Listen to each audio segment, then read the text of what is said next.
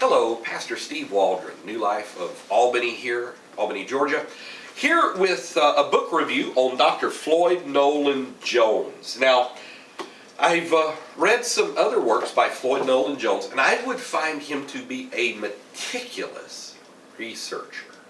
Very meticulous on various and sundry subjects. This book is recommended by Warren Wiersbe, who those of you that are into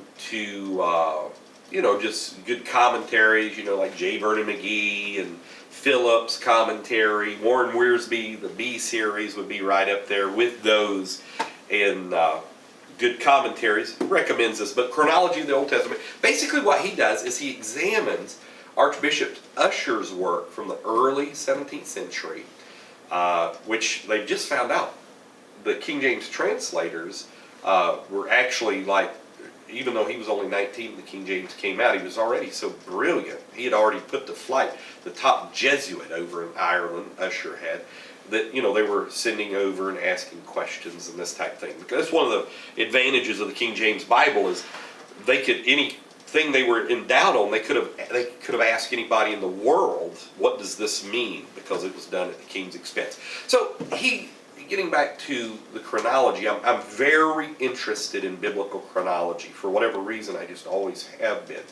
And I would say this book is one of the more definitive accounts. Of course, there's several chronologies out there. Isaac Newton has a chronology out there, but many of the modern chronologies, and he examines them in that he's highly acquainted with all of the other chronologies, and he knows their strengths and their weaknesses.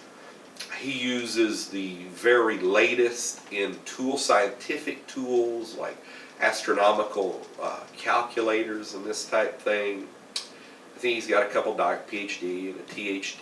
He's got degrees maybe in physics and different things. But I could sit and read the back of this, but I'm not. But I would highly recommend this book. It's technical. Again, I don't agree with all of his conclusions, but I think you owe it to yourself to at least say, how did he get to his conclusions? Like Ussher, when he says that he felt creation was October 23rd, 4004 BC, midnight in the Garden of Eden, we can ridicule that all we want, but it was considered to be very plausible till just recently.